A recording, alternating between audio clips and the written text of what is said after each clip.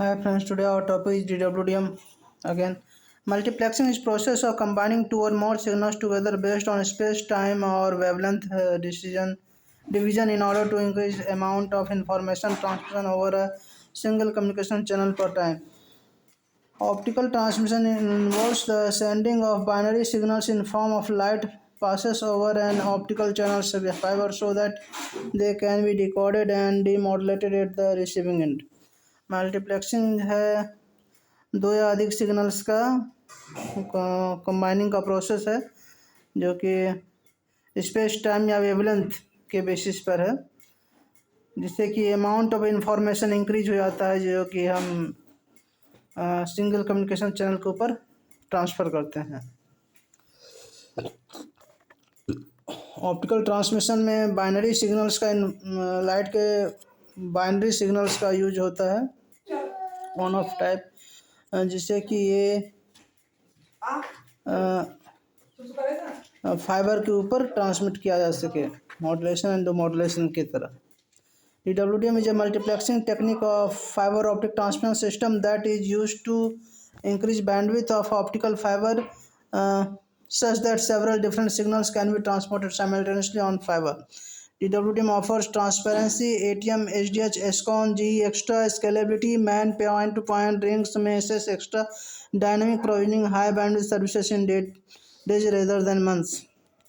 DWDM है कि एक मल्टीप्लेक्सिंग टेक्निक है फाइबर ऑप्टिक ट्रांसमिशन के ऊपर, जिससे कि फाइबर का बैंडविड्थ बहुत ज़्यादा बढ़ जाता है। डिफरेंट सिग्नल्स को हम ट्रांसमिट कर सकते हैं सेम टाइम एक फाइबर के ऊपर। DWDM में हमें ट्रांसपेरेंसी मिलती है, ATM, HDH, SCON, इथरनेट को हम ट्रांसपोर्ट करते हैं। स्केलेबिलिटी है, इसमें हम कभी भी कोई न्यू नोड ऐड कर सकते हैं।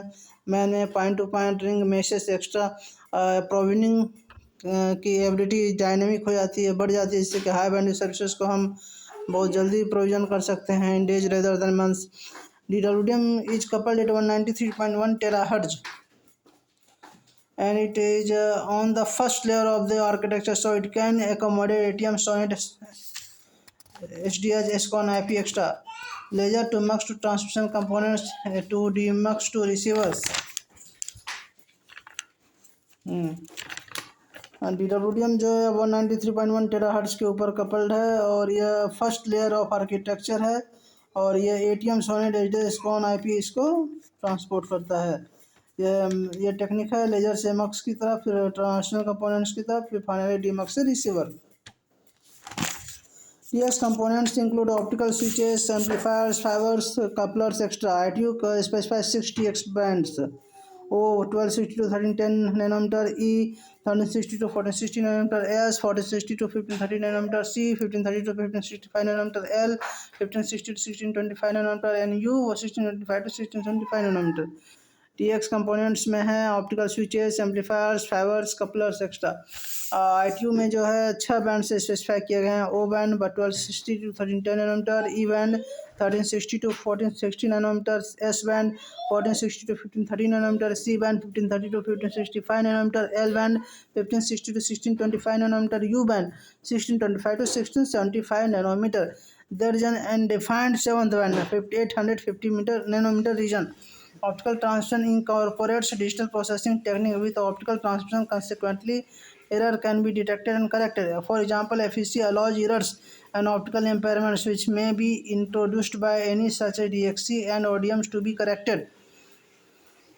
एक अनडिफाइंड 7th बैंड भी यहाँ पर 850 नैनोमीटर रीजन। ऑप्टिकल ट्रांसमिशन में जो है डिजिटल प्रोसेसिंग टेक्निक होती है और इसमें ऑप्टिकल ट्रांसमिशन में डिजिटल इससे हम ऑप्टिकल ट्रांसमिशन के एरर करेक्शन कर सकते हैं, डिटेक्ट एंड करेक्ट कर सकते हैं।